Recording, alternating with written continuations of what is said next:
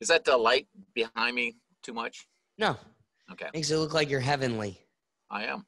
Yeah, that's damn straight. Okay. So what's the deal with this date that you have Thursday? Hey. Most of them have been flops, Paul. Everybody's got a political opinion now, and that's pretty much dating in 2021. It's flipping weird. Like, again, something you didn't have to juggle is showing up to a date, you know, because the app connected you. So this is the first time, like, meeting them in person. And you've got this awkward, like, I ain't wearing a mask. And, like, she's, you know, and you're like, well, there's the biggest divide. This starts and stops at the paranoia. Like, and that's just one minute thing, you know? Right. Try having a conversation of just like, what are we talking about? I talk about my job. They're like, you are just so privileged. Like, that's me. How about this one? And then we'll get going. Somebody actually said that to you? Oh my God. Because again, people are so removed. The last episode I had an officer from work on, and it's the whole theme is like how removed people are from what we see every day. So let me give you an example.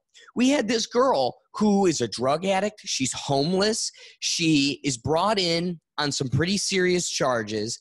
And, oh, you know what? Actually, no, it wasn't. I think it was just possession of like paraphernalia and like heroin, which is, I think, a felony crime. So anyway, she is in front of the judge. This is her multiple time, blah, blah, blah, blah. The judge cuts her a break. You're sentenced to 90 days in jail. We're going to suspend the jail.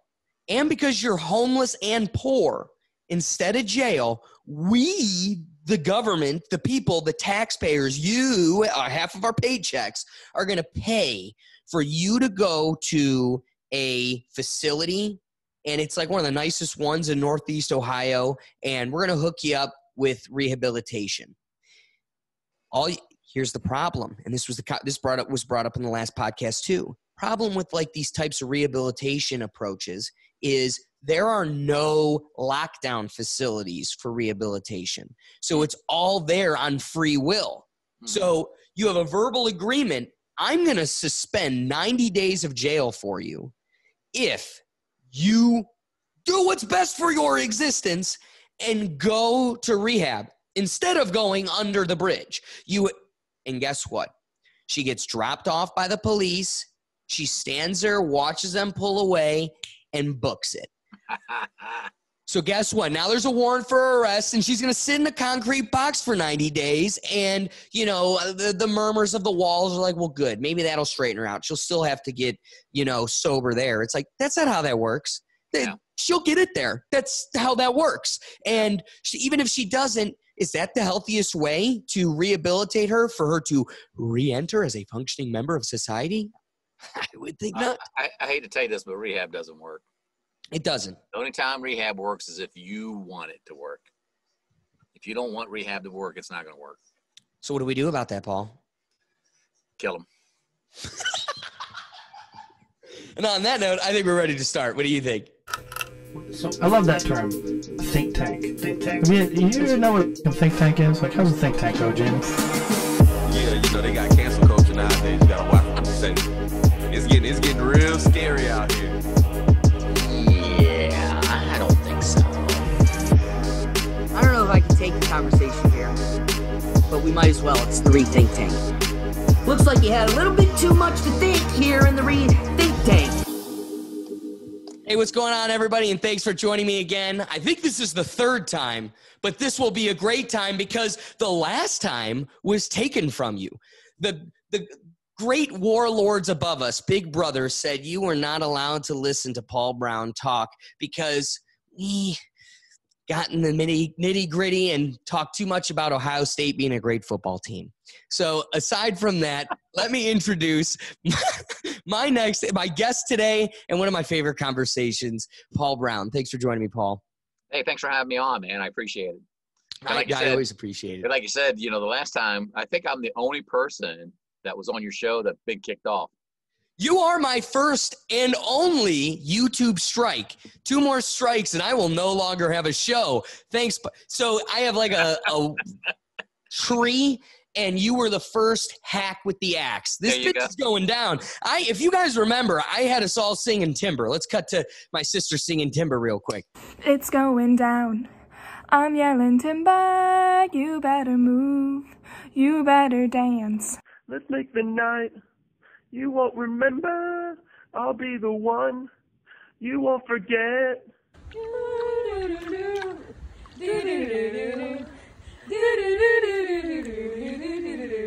Whoa, whoa, whoa,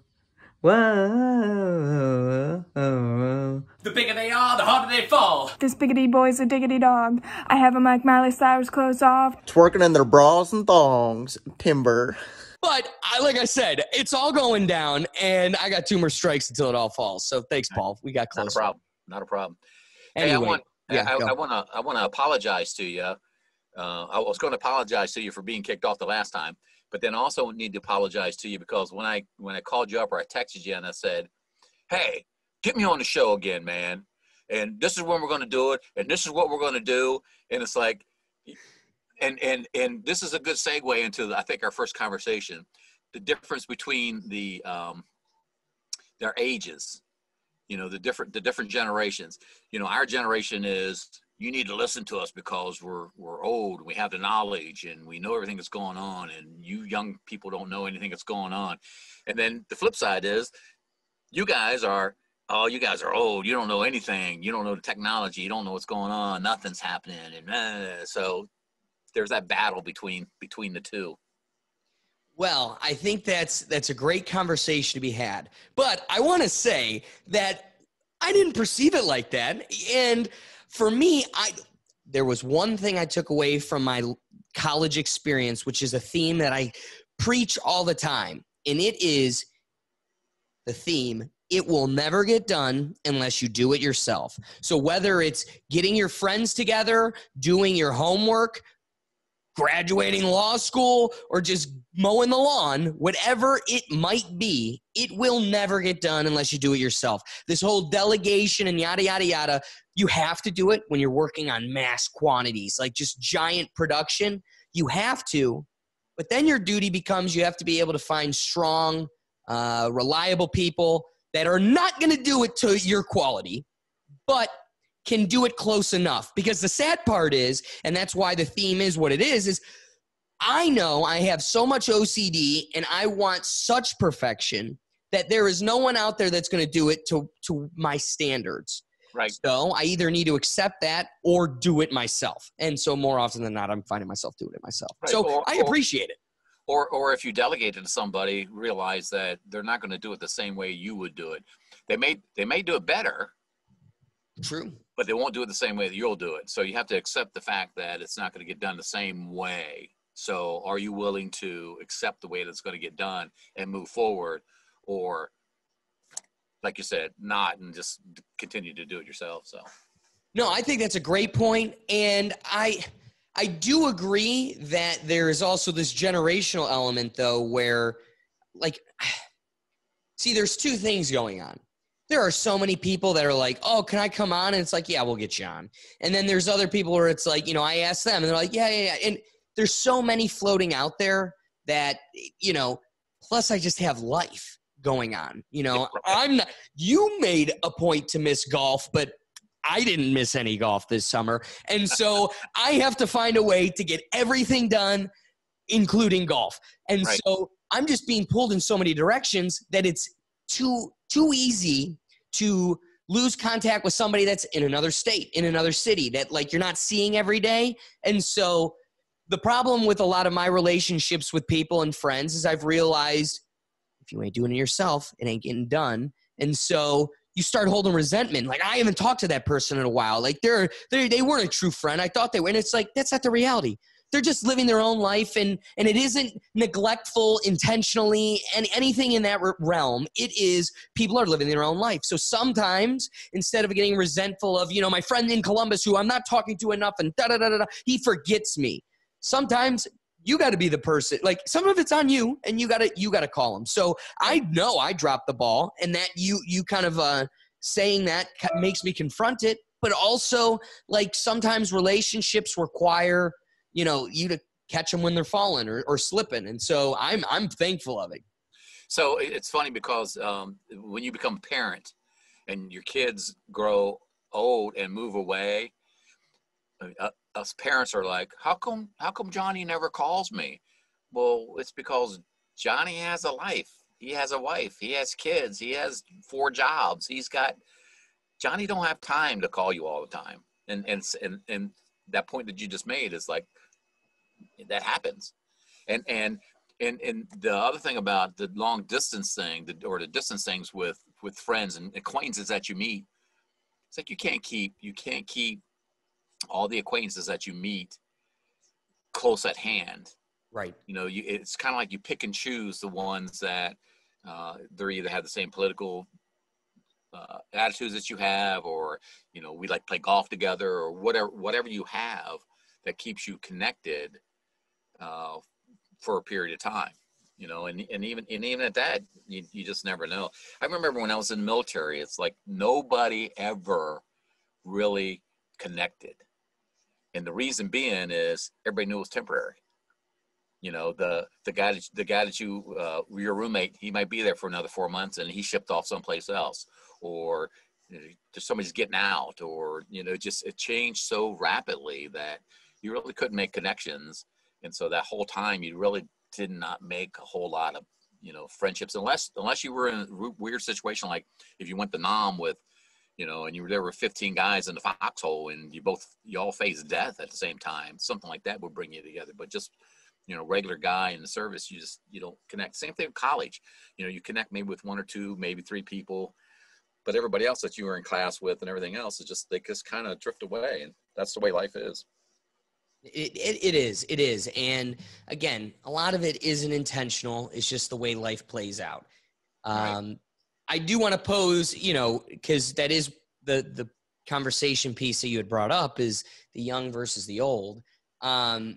Recently, I had come across Megan Murphy was on Joe Rogan's podcast, and she went on this rant. What's so funny about that is that's the reason I wanted to get a hold of you, because I saw a little clip of that, and she said something about video games. And she said, "Is this still called video games?" And he said, I forget what he said, but it was like, so wait a minute. Just because you didn't know it was called video game, and I only saw a little clip. I didn't see the whole thing, so I don't know what the whole conversation was. But the clip that I saw was him kind of making fun of her, not knowing that it was still called video games. And when you don't partake in the video games, I don't know that I would necessarily think that they might be called something else, because back in the day they were called video games. What are they called now? Sit around in the house on your computer playing. I was about to say video games because I'm 41 years old. I was like, I don't think they're called video games anymore. They are. Are they? What are they called? I don't know. I feel like there's another. Well, I obviously don't know. I think they're video games. They're just called video games. Oh, right? Isn't it like, okay. What else would you call them? They're video games. Okay, great. Even like the brand new ones that come out today. So I just outed my age for no good reason.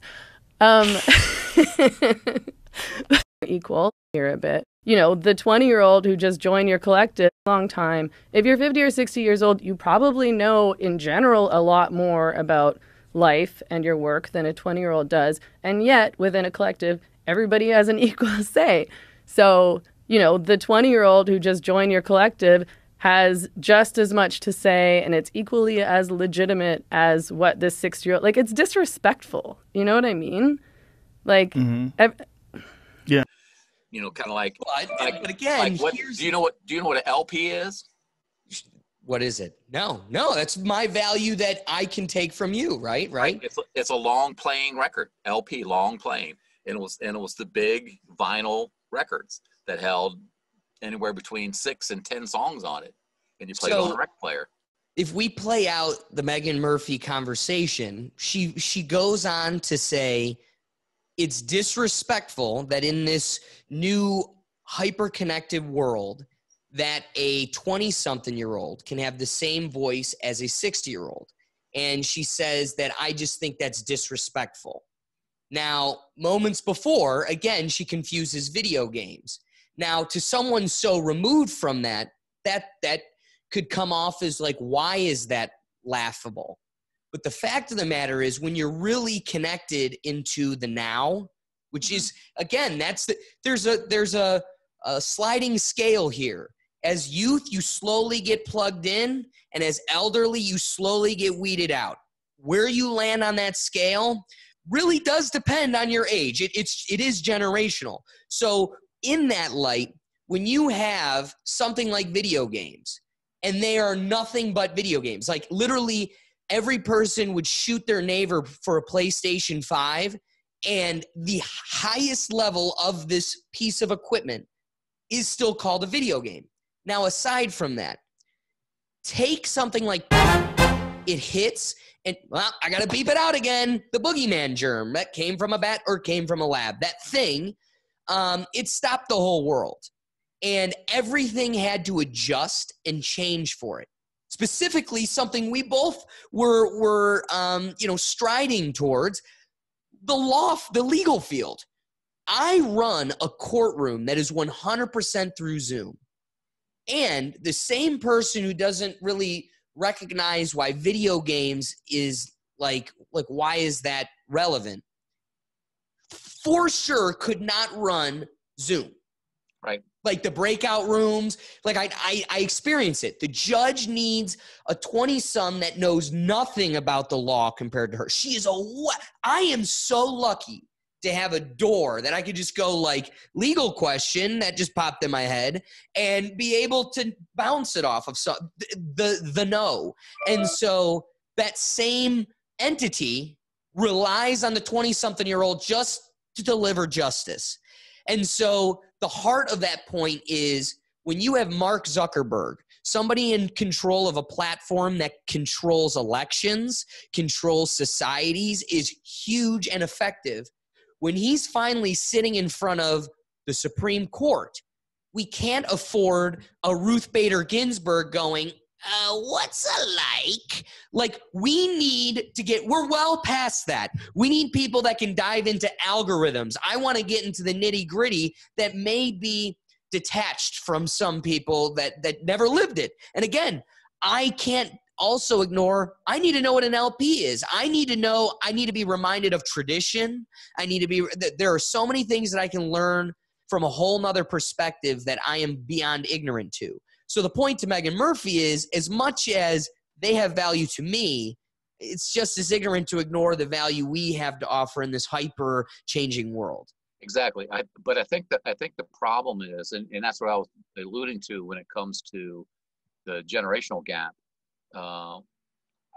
We had so much knowledge and history to offer, and the young generation has the technical aspect of the changing of the world.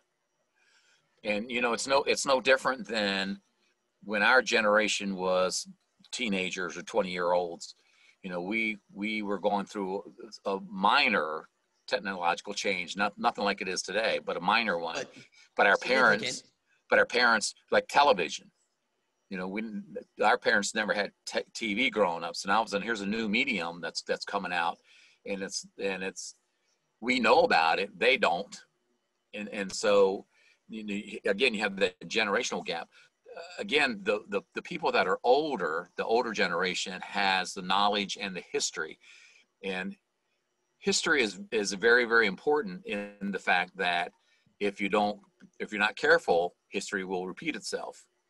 And I look at things like what your generation is doing in a way of making things aware. So like the Black Lives Matter movement back in the 60s and 70s, we called it the Civil Rights Movement. Basically the exact same thing, where you're out there fighting and arguing for, rights for individuals who don't necessarily have equal across the board. Is it the Me Now movement? That's the one about Me Too. Me Too with females and stuff. Back in the 60s, 70s, it was called Equal Rights Amendment. when they were fighting for, and everybody was fighting for equal rights for females. I mean, so it's like it's the same fight, but it's a different name and on different level and different mediums. Now today it seems to be all social medium. Back in the day, it was the physical get out, and hundreds of thousands of people would march and do what needed to be done. So. But again, you know, her point's kind of well taken in that I think there's a lot of individuals in your generation that don't really want to hear from older people because that was back then. That has nothing to do with that's back when you were racist and hateful and misguided and unintelligent. I mean, like we have this perception of we're progressive, we're further progressed on everything. Intellect, technology, social rights. So why would we ever look back? But the reality is you had the strongest point. It's something I preach all the time. And it's, you know, that's why we are washing out our history books. Like there are so many things that are manipulated and filtered. And it's because it's so important. I mean, we are quite literally marching down a path right towards the Holocaust, which here's the point.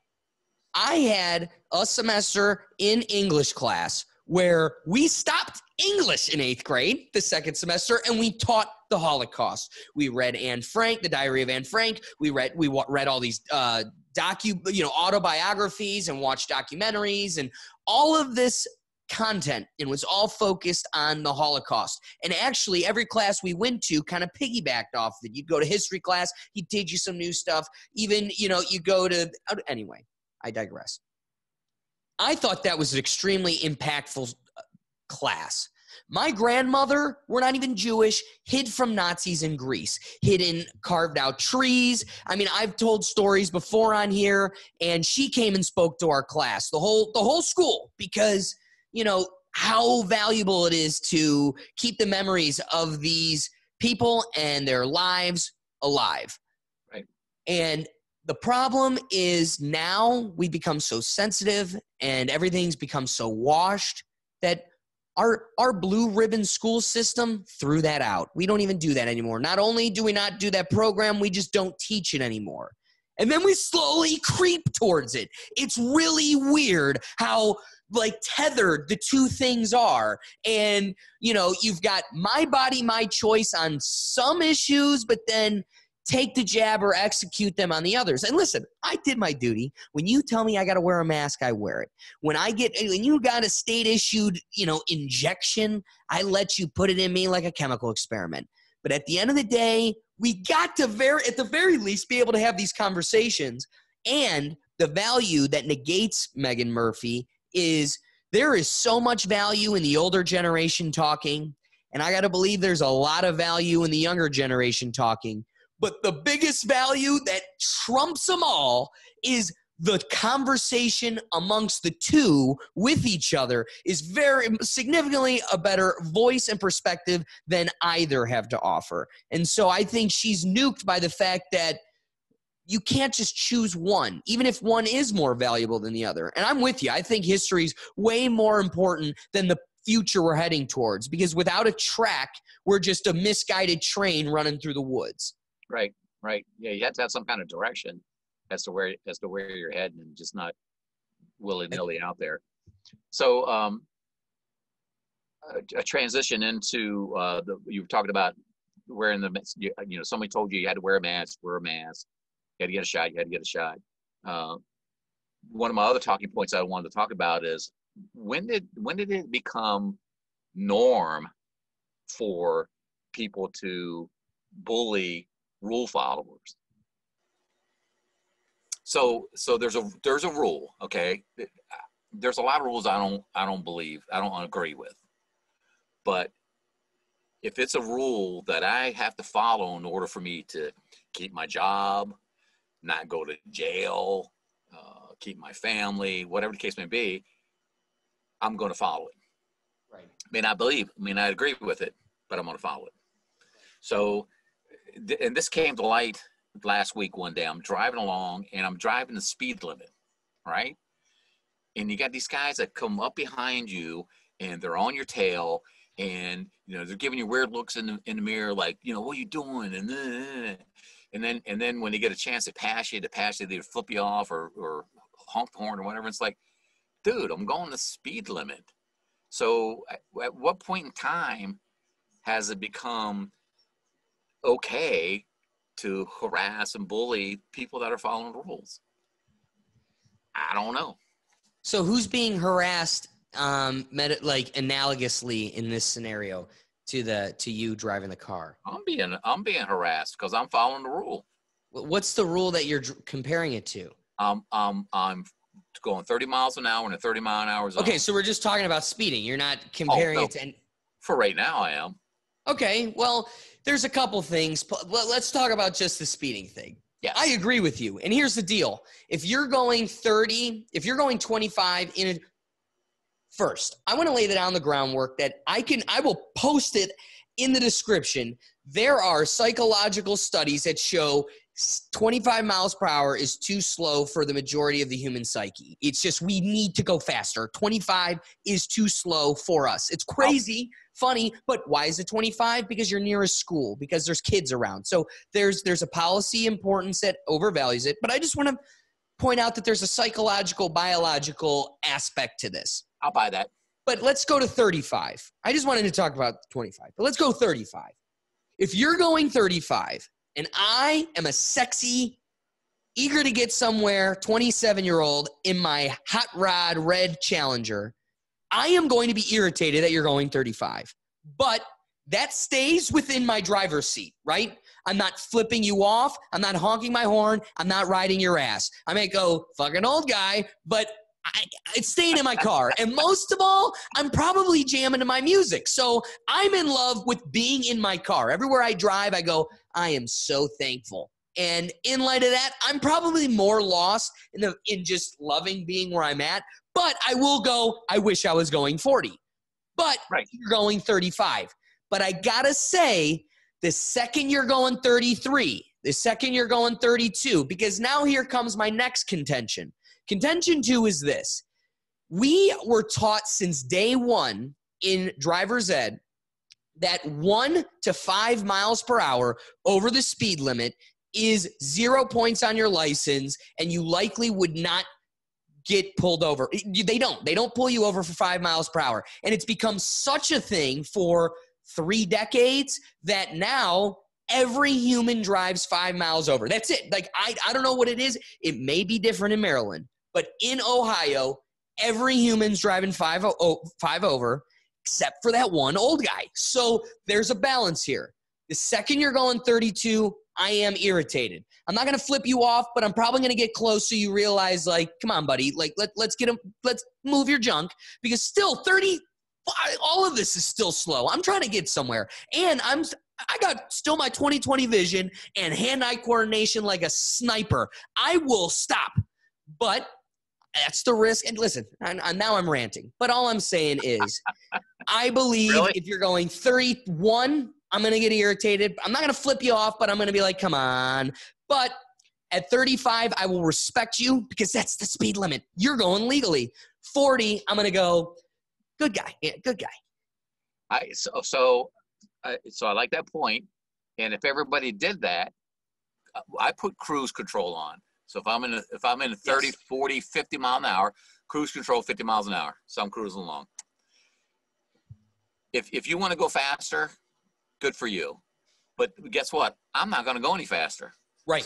So you can get on my tail all you want. You can do your high beams. You can swivel in and out. You can jump up and down out of your car. You can do whatever you want. I'm not changing the cruise control. I don't blame you. I'm doing a speed limit, and I'm doing it. But you're the person then that wants jumping up and down, going crazy, that when he gets beside of me, it's going to cause an accident because now he's looking over at me, flipping me off or whatever, and he doesn't see the semi coming at him. That I agree with. And I want to double down on your point. Listen, I was just playing devil's advocate, but that's my position. I do agree with it. But I want to say, doubling down on you, I am strict to that mental equation. Like, it is 5 over is where I think I'm going to be, and our technology is so precise, I can be exactly where I want to be. So I put myself right there, and then if you're going 5 under, I'm cool with it. But I'm a rule listener just like you. I'm in it for the team. I respect why the policies are created. I'm not trying to kill a kid. That's the reason I'm willing to abide by this, right? It's all a team game here. The second that asshole comes up behind me and he's going 45, thinking I'm going 5 over, now he's an asshole. I'm dropping it down to 35. So I'm right there with you. I play that game. Like I said, the music's blaring and I'm in a hot rod. I'm in no hurry. I love where I'm at, and then I jack it down 5 just to put you in your place. So I'm with you. I'm on your team in that regard too. And if you're in that much of a hurry, leave 10 minutes earlier. Well, you know what I mean? Because I agree with you there. Hey, trust me, I've been in those situations too. Just this afternoon, I was in that situation. Unfortunately, the person was going 20 in a 30, and it didn't look like they had their windshield wipers. I mean, like I said, we got hit by a hurricane, and it didn't look like they had their windshield wipers on. It looked like all the windows were fogged up, and they were going like 20, just creeping along. And it was like, we need to get around this person. They are going to crash or get swept up like the Wicked Witch of the West. And that's the danger of people going slower, is that they don't realize.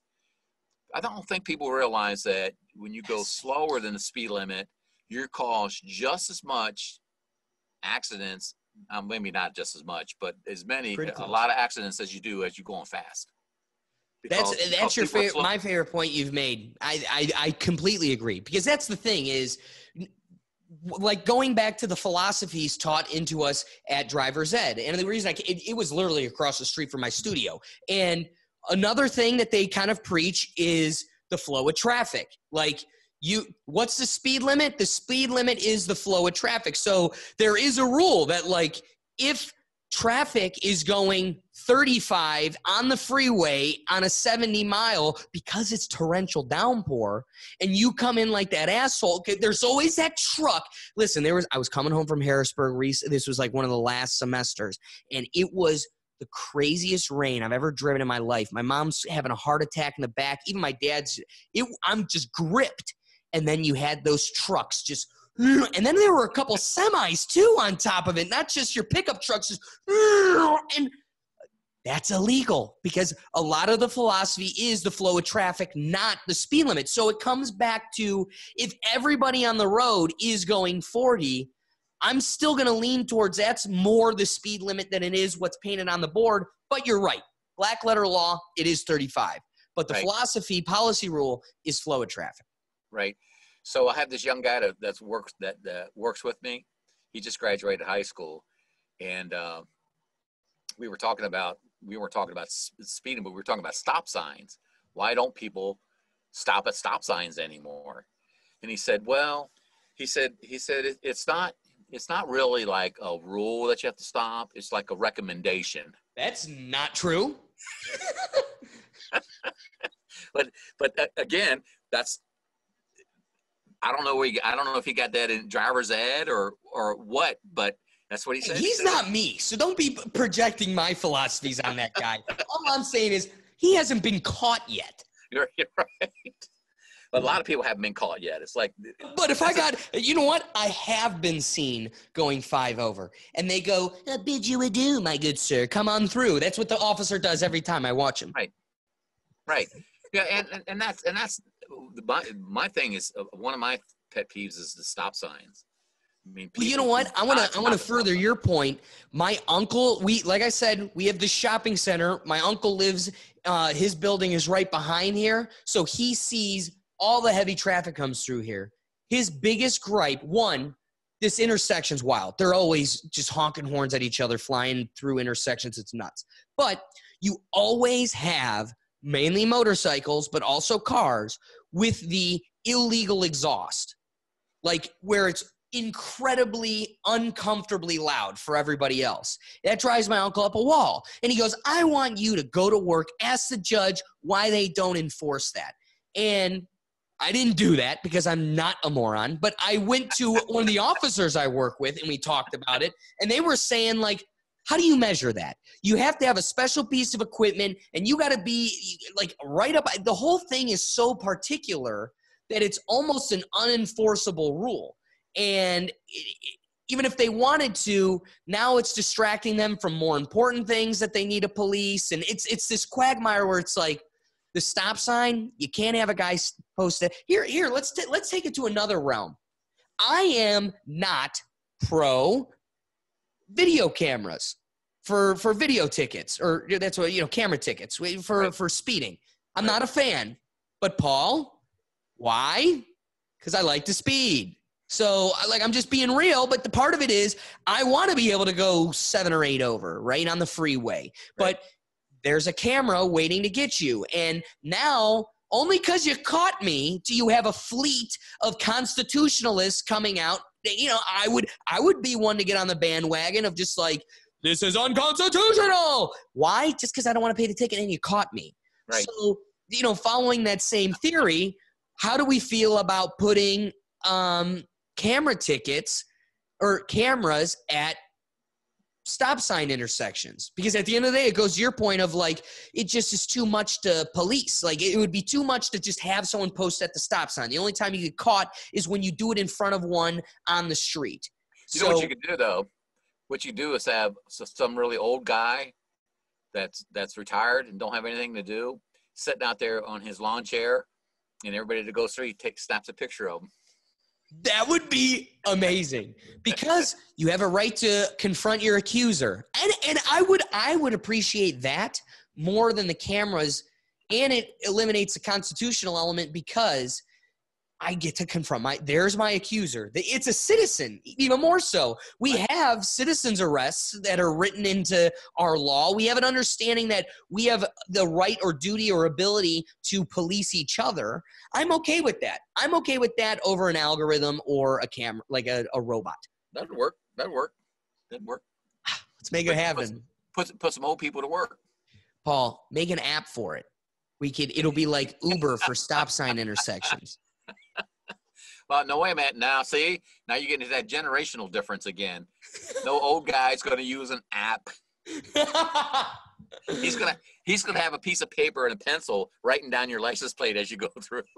Well, if you go to like your local, I don't know what nursing homes and such, the billboards or posted boards. Go to like the rec center and you can just post it there. Exactly. Call Paul. Call Paul. That's funny. So now that we hammered the driving, let's take it one issue further. Yes, I forgot. Take it to the analogy. Let's go. Right. So there's a lot of people out there who don't want to get the shot, and that's okay. It's your choice, unless your job or your community says that you need to do it in order to keep your job or live in the community. I don't know if there's any that do that, but let's just say for argument's sake that might happen. So now you're right, you don't have a choice, but you do have a choice, because if you don't, it's kind of like years back when they brought out a smoking policy that you're not allowed to smoke on premises, and if you do smoke, we're going to increase the premiums for your health care, et cetera, because everybody knew that smoking is really bad for your health. And so then people were arguing the fact that, wait a minute, it's my choice. You can't take my choice away from me if that's what I want to do. And then the argument back was, you're right, we can't take that choice from you, but we can take your job from you, because now it's a rule, and here's what the rule is going to be. So with the shot, it's the same thing. There are places that have the rule that you need to get a shot or you lose your job, or like I said, some communities you need to get the shot or you're not part of the communities or anything. So those people that choose not to get the shot now are saying, well, the Delta variant is increasing because the people that got the shots aren't wearing masks. And the people that got the shots are being harassed and bullied by those who didn't get the shots. We're following the rules. They're not following the rules. So now you have this scenario where the rule followers are getting harassed by the non-rule followers. I'm going to be real with you, Paul. I got the shot, like I said. And again, it was because I wanted to go to the draft. It's because I wanted to not wear a mask at my job. I did my duty. Plus, I don't believe that this actually was helping me or anyone around me. I'm 27. I drank creek water growing up. I'm healthy. I run every day. Instead of locking me inside and enticing me with a Krispy Kreme donut to get it, maybe just let me go for the run like I want to, and I can go to a concert and not kill my grandma. Right. So I did it. I played the game. I don't believe it, but I did it. And the biggest problem we have here is, or my biggest disagreement with that platform that you presented, is I truly don't think people getting vaccines are being bullied or ridiculed at all. I don't think people, the anti-vaxxers, because listen, we spent 15 years making fun of people who thought vaccines made you autistic. Now that's gone. That is totally out of the conversation, because that was prepping us. I think that was socializing us to make anti-vaxxers crazy. Right. Now we can sit here and go, you're a loony. I read it literally today, Paul. Literally today, and I was about to post it. And I'm like, it just isn't worth the headache. I read this, I believed it, and was ready to share it. It said, the people who are not getting vaccines are the ones being said, they should die. We hope they die. They should die in troves. And you're not hearing any anti-vaxxer wish death upon somebody with the vaccine. I haven't heard it. Nobody has wished upon me death because I made this choice. I know a couple people who have opted out of it, and I haven't reflected back to them any horrors. But I imagine every day you turn on this device, and it tells you how shitty of a human you are because you didn't do it. So I agree with a lot of things you said, but I also don't think they're the ones. I don't think the vaccine person is the one getting flipped off in the car. I think they control the narrative. I think you could get silenced. Your video is going to get taken down. There's plenty of accounts being suspended and canceled because they're saying, I don't want to get the vaccine. Now, I want to say one last thing. My dad posed this way at the beginning. He goes, what are we going to do when the vaccine this was before anybody had the vaccine. It was just a thought experiment at the time. And he goes, what do we do when the vaccine is available to every human in this country and half the country won't get it? He's like, we're going to be there. It's going to happen. And at the end of the day, Paul, the reason why we can point fingers about the Delta variant, the Lambda variant, the Loki variant, all of these different variants coming out, we can point at them and point at the other person as the reason because nothing has helped in any manner. Wearing your mask, getting the vaccine, none of this is it. So at the end of the day, die like a good 80-year-old, like the rest of our grandparents. I had the worst sickness I've ever had in my life. COVID sucked, and I wouldn't wish it upon my worst enemy. But I think we're so afraid of the mortality of our existence that we're damning our neighbors with it. And the fact of the matter is the flu doesn't exist anymore. And if you think it went away, you're crazier than the person who doesn't want to get a government-issued liquid juice. There is this conundrum where I'm with you, but what happened to liberty and free choice? The point is, this snowballs into 15 years from now, we don't know what's in a syringe, and it goes in your arm or you're out. And when Socrates was banished from Greece because he questioned the religion, he took suicide in the cell instead. And part of me thinks there's nothing worse in humanity than being exiled from your people. And if we are just damning souls for questioning, having these types of conversations, and what happened to my body, my choice? They're just making a choice that I don't think is killing me because I'm jealous of them. I wish I could have made that choice, and I wasn't allowed because I wanted to go to a draft and I wanted to be an American. Right. And so I agree 100% free choice. choose to get it or choose not to get it. That's not my point. The point that I'm going to get to is now everybody has to wear a mask again. Wait a minute. I followed the rules. I followed the rule. I got the shot. I protected So I'm myself. not going to wear the mask. I protected everybody around me. Why do I have to wear the mask?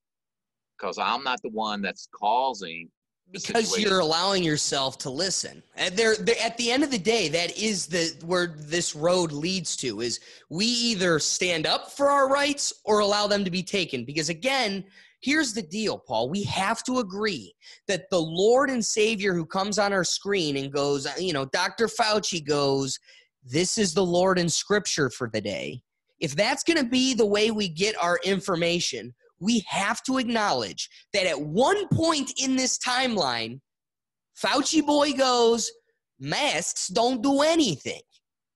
And then on the same timeline, comes back and says, well, we only said masks don't work because we needed to make sure we had enough masks for the nurses.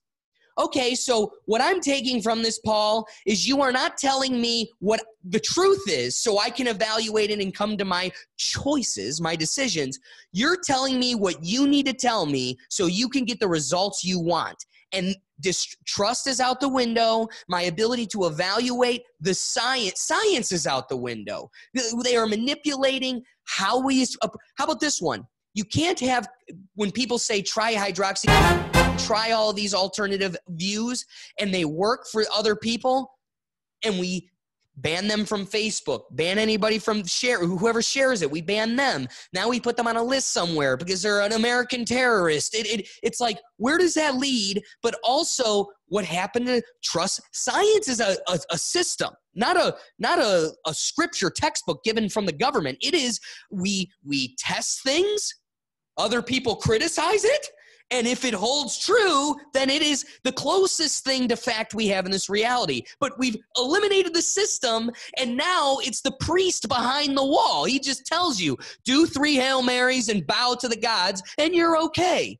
But that's only if you listen to one source. And that, I think that's, to me, that's one of the problems with our society today is we want to listen to just one source. And that one source is typically on the same level that we are, either politically, socially, or whatever. That's the only source we're going to listen to, and that's the truth. Instead of doing your own research and pulling in all the information that you can gather and make a decision based on multitude of information and attitudes and opinions. I think that's the best position to hold in this world of fake news and disinformation. I completely agree. The problem is when you say we need or should want to listen to different sources because all we really want, all these people are stuck in a echo chamber listening to only one source. The problem is we have corrupted and filtered sources. So really, we only get one perspective always, and it feels like there's only one perspective allowed. The scary thing is you have Facebook, YouTube, Twitter, every single thing. Again, the most powerful voice or platform or connective tool in this world right now banned the President of the United States. I mean, just think about that. The United States of America was not able to talk on one of the most impactful platforms in the world. And it's because of how strong of an impact it had. It was part of the basis of taking them off. So the problem is, Paul, we no longer have that free marketplace of ideas where I can listen to one source that is total bullcrap, but balance it with some version of the truth and balance that with another. The fact is, you only get one, and if you're lucky, you get the opposite, which is also controlled by, I think Fox News is controlled by the same source as CNN, and we're all manipulated to pin ourselves against each other. Right. So you gather as much information as you can, sort through it, and then make a decision. I want to refute one thing that you said when you said that the president was taken off and the United States couldn't be heard on that platform. No, not the United States. The president. Yeah, right. Think about that. No, Think about like Hitler not being able to use a telephone. But he wasn't speaking as the president of the United States. He was speaking as himself and his own opinions, not the opinions of the citizens of the United States in the presidential role. He was speaking as himself. Here's my opinion, and I'm going to throw it out there. And while he was doing it, he was the president of the United States. He was the president, but he wasn't speaking as the president. He was speaking as himself. Who is the president of the United States? But you got no. He isn't just like Bill the mechanic. It would be like the most powerful human in the world. Right, but it would be like your judge friend speaking her opinion instead of being a judge. You have, and she's still the judge. That's why she's not allowed to do that. The judge will never sit next to me on this podcast because she can't do that. Because no matter what she says, she isn't talking as somebody else. She's talking as the judge. Nobody else. She is talking as no one else but the judge every time she talks. Correct. And the president of the United States didn't figure that out. He didn't figure out that when he speaks. Wait, but that's a different point. He wasn't talking presidentially. He wasn't talking appropriately, but he was still talking as the sitting president of the United States. Yeah. Yeah, I mean, guess what? He could be standing in the ballroom in Italy shaking hands with whoever it might be. Maybe the prime minister, maybe just a bellboy, but he's still talking as the president. Yeah, well, we'll agree to disagree on that one.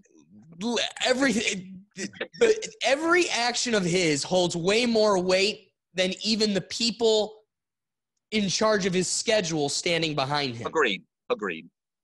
But anyway, but aside from that, the point still lies that like this platform is the most impactful. I mean, in terms of numbers. So I agree. When they argue, we have a responsibility. The question is, what is that responsibility, right? And they have taken the position of we need to make – our responsibility is to make a healthy environment, and to do that, we need to eliminate disinformation. The problem with that is they become the arbiter of information. Yep. So the opposing perspective to that is allowing all perspectives.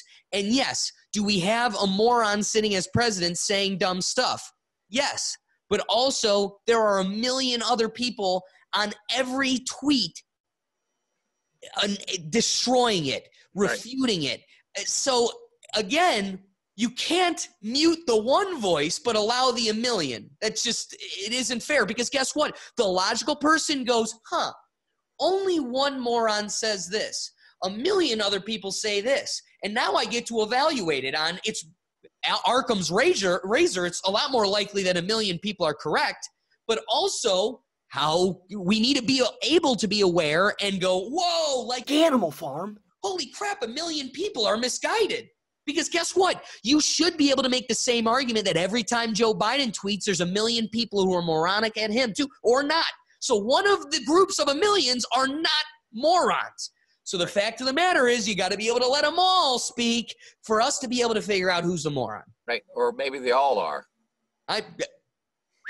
So I saw a video today. It was a TikTok, and it was like, tell me one thing you've learned as an adult that's been the biggest surprise. And it cuts to this guy, and he goes, that every adult is stupid. Like, stupider than you could ever imagine. So dumb, it would blow your mind. And it's all of them. And you're just like... So it's so funny because, you know, I don't post a lot of stuff to Facebook, but I read a lot of the stuff. And it's amazing that when people post, first thing you want to say is, okay, number one, where did you get your information? And number two, what qualifies you to make a statement like that? Other than you just wanted to make the statement.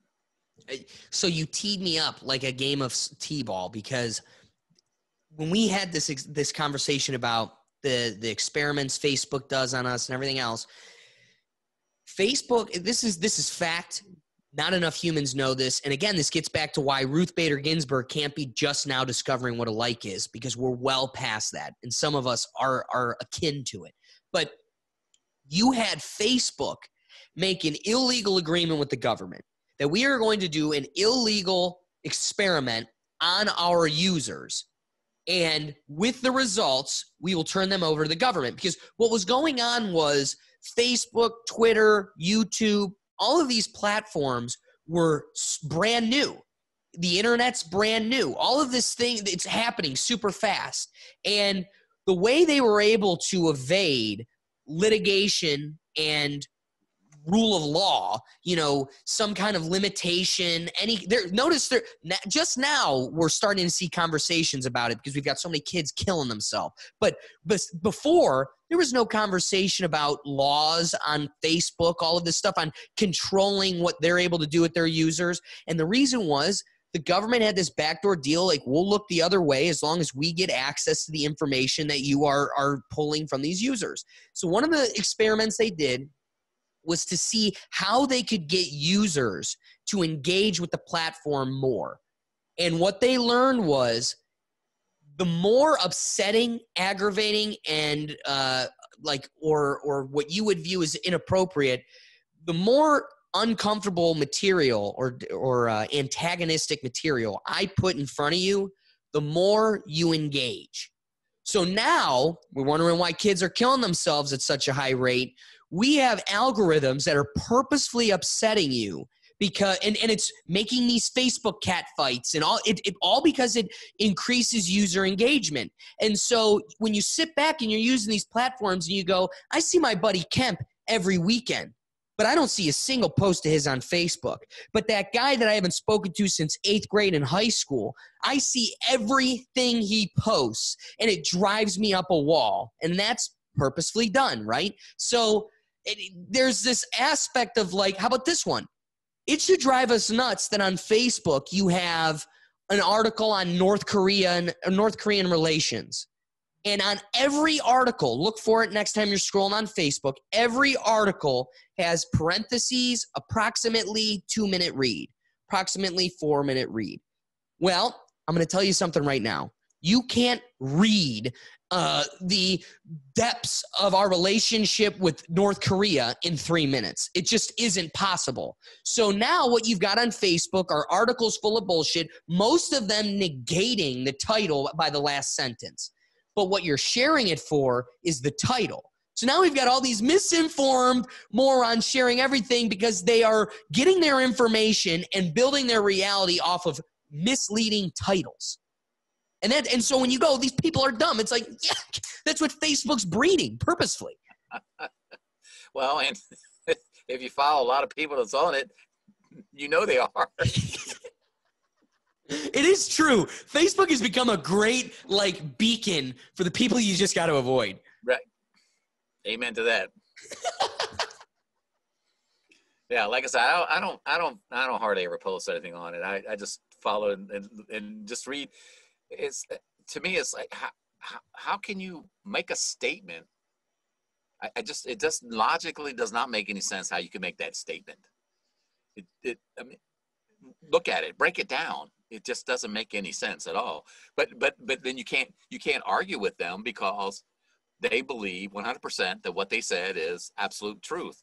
And there's a quote that I have hanging around somewhere. It says something about if you get into a fight with somebody that's less intelligent than you lower yourself to their level, you'll always lose. Because you're taking yourself down to their level.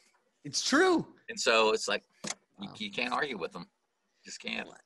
And the problem with doing it through text more than anything is you get no tone. Yeah, and just avoid all those people. So another thing I wanted to talk about was things lost in the past. Yes. And the reason I bring this up, so my truck, I lost the brake light on the driver's side, and when your brake light goes out, your turn signal indicator goes out also.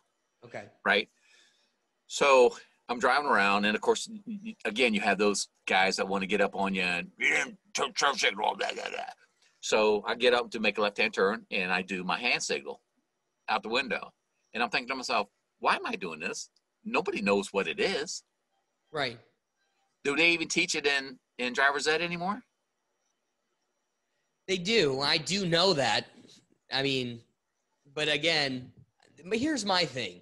If you're driving down the road, you see somebody stick their hand out the window, what are you thinking? If they go like this, I know they're taking a right. If they go like this, I know they're taking a left. But the other side of that is the problem is I'm always like listening to music, waving my arms like a bat. So, that's my point. My point is, if somebody sticks their hand out the window, you think they're throwing something away or flicking a cigarette or trying to catch some air or something. And it's like, and then the person slows down. You're like, what's this idiot doing? Slowing down. Ah. It's true. Things lost in the past, man. Gone. Well, I think also there's a lot of things preserved. Here's the problem is a lot of our past did not have the record keeping that we have today. Like, I will be able to show pretty much an entire evolution of my existence by the end of it. Also, that could be totally false. I mean, at the end of the day, I could have my whole life on a VHS, and I'm not showing you right now because a VHS is dead. So if technology is progressing at such a rate, I could be ultra moot, like totally buried. But I do think this digital it is pretty cool, Paul, that I could go to my crappiest, youngest first laptop, and all of that has evolved into what I am looking at right now because the technology is so superior. I plug the old computer or iPhones, plug the old iPhone into the new iPhone. It's a complete transfer. So I think there might be a way, but also who knows if we're all plugged in with the Neuralink, it ain't coming with us. So what happens when power is lost for a week? We are so screwed. Fantastic point. Let's hammer this home. Right? Because and I'll give you an example. When I was still working, I was in accounting and finance, and we got hit with ransomware. Closed us down for a week, so we couldn't use computers and stuff for a week, and it was just crazy. People didn't know what to do. And plus payroll, we had to do payroll manually. Yeah. For 600 employees. Woo! Yeah, we had to input all the hours and everything in and redo it and all that sort of stuff. And it's just like, and then people were just freaking out. I was like, what are we going to do? What are we going to do? It's like, well, life goes on. You know, your life doesn't end because your iPhone don't work. It really, truly doesn't. But how funny is it? But to tell the younger generation that life can go on without your iPhone, oh no, forget it. It is a scary place we're leading towards. I mean, we are creating the next series of life. Like, we are going to be the organic tissue that is this to the new mechanical world. It is weird how we've become so reliant on it that without it we feel naked. I mean, it is difficult to find a friend that can go a round of golf without using their phone.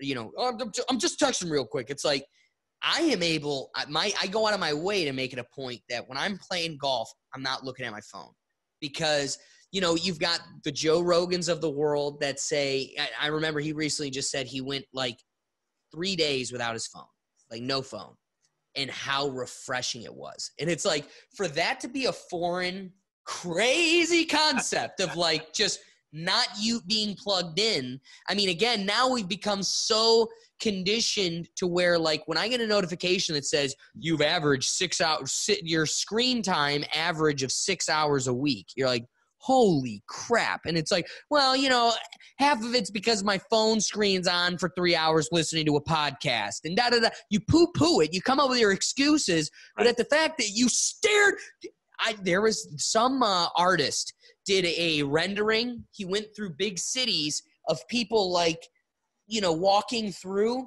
and he was able to perfectly airbrush their phone out. So it was as if everybody was walking, looking down or through each other, and it was just so bizarre. And like how removed we are from, because we're so plugged in, we're so removed from this wild existence that is so not natural. Right. Hey, have you ever done this before? Go to a busy street corner and just stand there and look up into the sky, and just stand there and look up and just watch people around you they all start looking up to see what you're looking at. It's incredible. I will not deny. I've seen videos of it and how easy it is to make it happen. Like we're pack animals. We're lemmings. Like, ooh, and we have severe FOMO. Like he's in on something. I got to see it too. Right. What's he doing? Yeah. I see what he's seeing. Okay. That is awesome. I would love to do that. Just stand and see how many people I could get to. And I'm going to do that at some point. That's too funny. Do that. Yeah, do that someday. Or look down on the floor or something, like you're looking at something. And it's incredible how many people will do that. And just see, did you miss you drop a ring or something? Yeah. Well, yeah, please. No, I was going to say, so you. What's up? Well, no, I'm curious, with this comparison of old to new and things that are lost, what do you draw from that?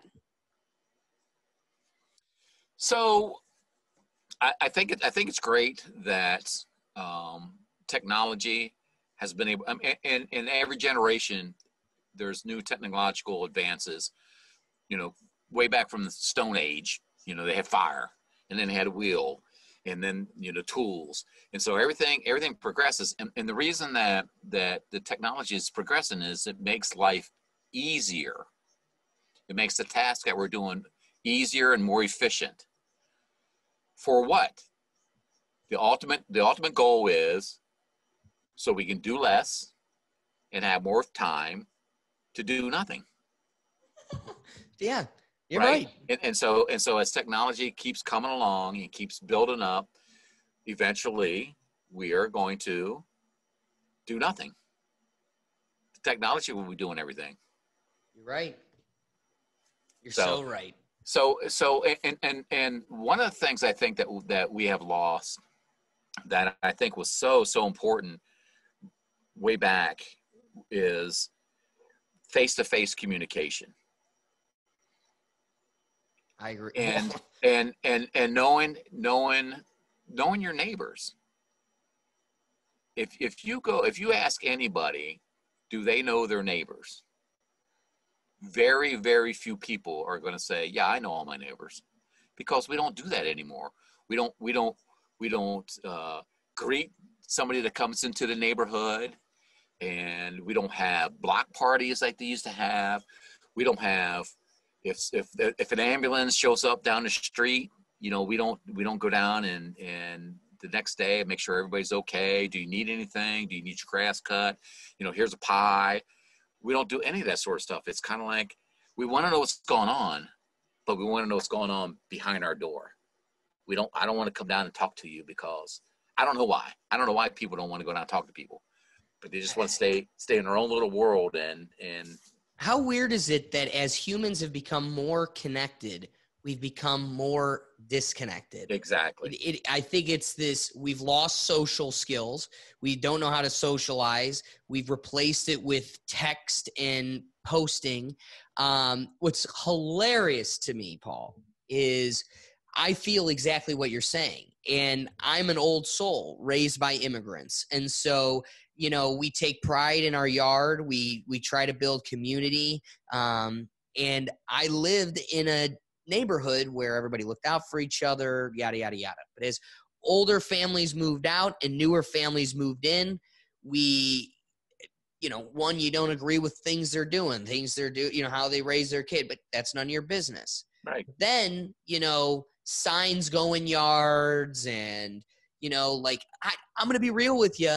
I don't think our generation really takes pride in what they do. So we've got this divorcee next door who we have the most pristine yard you'll ever see. And I will say that publicly to anyone, because you will walk past our yard and my family's Kunta Kinte made that look as gorgeous as it possibly could, taken with pride. And we're next to one of the nastiest houses in the neighborhood because ever since the husband left, there's just we had to tell a neighbor, you see this giant tree thing?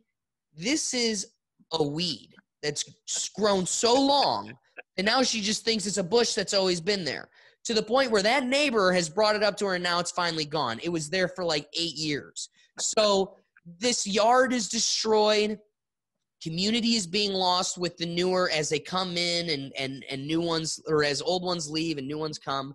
But we had a fantasy league, fantasy football, and it was driving me up such a wall that particular families would like purposefully look away, or, you know, like I wave to every person. We're a neighborhood. Be, you know, a neighborly person and enjoy being alive in this existence and part of a community. So I always wave, and you've got so I made my team name Wave Back, with the Queen of England waving, and I smoked them all. And it was the best. It was the best, like, what's the word I'm looking for?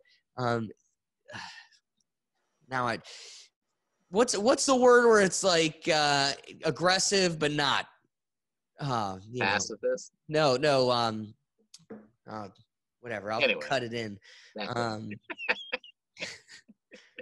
What the hell? Passive aggressive. Passive aggressive. There you go. Passive aggressive. So it was the most passive aggressive way to be like, wake up, people, be a neighbor. Right. So I got two things I want to hit on. You talked about losing our social abilities. One of the things that I see that's been lost in the past is just common courtesy. Open the door for anybody. Doesn't have to be a female, but anybody. Just open the door for them. Please and thank yous. Like you said, waves or smiles, or just you know, somebody dropped something, help them pick them up. Just all but that. Again, all Paul, I don't want to get political here, but I do think a lot of that was eroded by the people you gave. I think you gave them way too much credit, saying they are the civil rights movement or they are the equal rights movement. I think what we're seeing right now is very political, erosive entities. And the fact of the matter is, you cannot take away from a 27-year-old man who wants to hold the door open for you that now I'm a strong, independent woman, and this is a microaggression. So that's another thing you are detached from, that like we live with you laugh, Paul, you laugh because it hasn't been said to you at a university. Like, you haven't been at a college opening a door for a woman because your dad made you into a man and taught you how to be a polite, good gentleman, and you're being called a bigot. Like, so everything you talk about was slowly eroded because, you know, we've gone in the pursuit of equalizing everyone. We have gone backwards in making everything a problem, and everybody's hateful everywhere. Right. I agree with you. But here's the thing. If I'm opening the door for everybody, not just females. I do. Well, then, and if a female wants to say to me something like, you know, I'm a strong female, I understand that. But I also open the door for the guy who's also strong. Facts. So I'm not discriminating, opening the door for women or a man. It's a polite thing to do, to open up the door. So I'm with you, and I am of the same camp, and I open the door for every person. But I think the majority, when we look at the group and we go, why is the tribe doing this? It's because most of the tribe was like, fine, screw it, get your own door. And I'm not of that camp, but that's definitely what's going on. Yeah, true. I hear you. But I'm opening it for everybody because I'm better than everybody. Like you said, like, I'm willing to sit here and be an honorable person. Right. And the second point I want to make is about our neighborhoods. Again, in the past, if a divorcee moved in, or the guy left or whatever, or died even, the neighborhood would kick in and help her out. Mow the lawn, take care of the 8-foot tree, weed, paint the house, you know, all that sort of stuff. And again, we don't do that. The only time we do that is things like Day of Caring, when it's a force or a media opportunity thing. Look what our community is doing. A Day of Caring. We spend one day out of 365 days, and we help a little old lady paint her porch. Why aren't we doing that every day?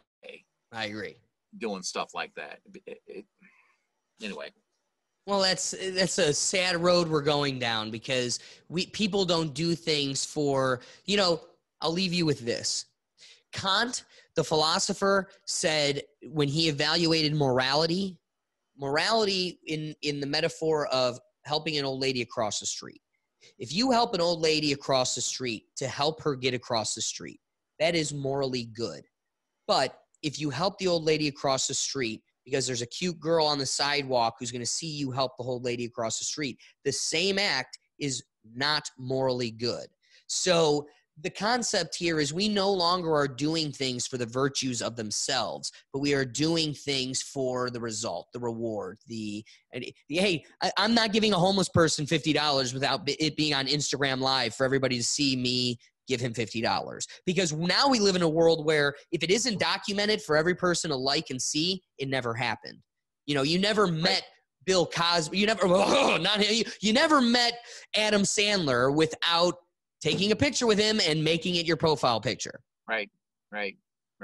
And what's funny is if you listen to those celebrities, the things they say all the time is, I would rather have a 10-minute conversation with you than take a picture with any, like that's what they want to do. And nobody wants that from them at all anymore. Like they want to be normal like everybody else. And everybody don't allow them to be normal. Well, not even that. The thing they want from them is the affection of it, like, oh, look who I saw. Like the thing I want from Adam Sandler isn't anything I could get from him, any value, any knowledge, any laughs or fun.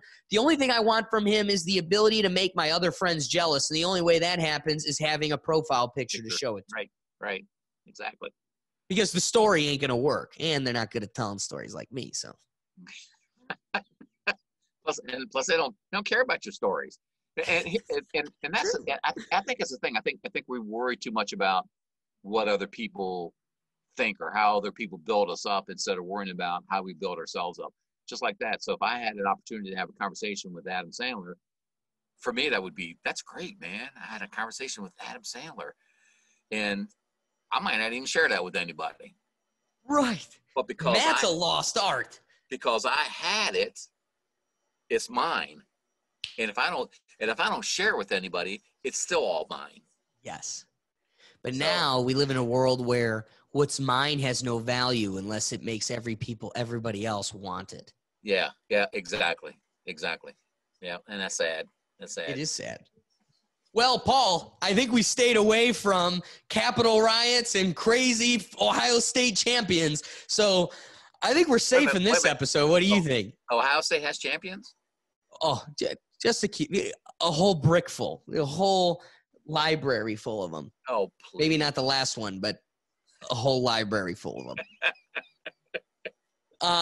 But Paul, I appreciate you joining me again. Man, I appreciate coming on every time. We have good conversations, and what I really appreciate is the fact that, as you alluded to a couple times during the broadcast, is that conversations between generations, between people, can happen, and we can agree to disagree on topics. There's no ill will created, between the two, as long, you have respect for each other and you carry on conversations the way that they should be. And, I appreciate that. I appreciate that. I greatly appreciate the opportunity to do that. And I appreciate you giving me that like you give me that. You give me this ability, and I truly appreciate it. The sad part is we get so lost in, like you said, we get lost in teams. And the problem is we no longer want understanding. We want you to agree. And You're never going to get that. And, Jordan Peterson is what I would call a modern philosopher. And one of the things he always says is socially, like a tribe, like a community needs both sides. Like you need people reminding us to have a heart with empathy. And you also need a side that's like, but let's see the facts here. We dropped you off to rehab and you ran. So you got to have a balance of like, have a heart, but also without any kind of form or standard, we fall into anarchy. And I think, like you said, I don't need you to agree, but the thing that we really should want is understanding of like, I don't agree where you came from, Paul, but at least I get why you believe that or where you're coming from. Right, exactly. And like you said, I think you have to have a heart, but you also have to have reality. You have to have both of those things. Yeah. I agree. I appreciate that. So again, Paul, thank you. For everybody joining, put in the comments. Paul will be on again. Paul is on all the time. So to get the algorithm up, to boost the Rethink Tank and help us get out there, we need comments. So if we made you laugh, if you enjoyed our conversation, drop a comment for a question you would like for me to ask Paul for the next time he comes on, which will certainly happen in the relatively soon future. That's right, because I'm the old guy. Yeah, the old guy who brings us perspective. And I just love talking to Paul. He's my favorite. So drop a comment for any questions you have for Paul. Also, I want to know, what is your opinion on this balance of the new versus the old, and how we can try to balance that in a open conversation? You've got Megan Murphy upset that too many young people are talking. So how do we balance that conversation out? And guys, wrapping up, please like this video, share it with all of your friends. Like I said, if we made you laugh or think, please share this video. And you can find all of our content on the website. Go to www.rethinktankpodcast.com, and you can find all of the podcasts and all the material there. You can join the Neuro Gym, the new social media alternative that we won't silence you. We've got giveaways and free stuff and fun stuff going on there. So please go check it out. And without further ado, let's wrap this up, Paul. Thank you, and I look forward to catching you again. Thank you. Appreciate being on. All right. Love you, Paul. All right. See you, man.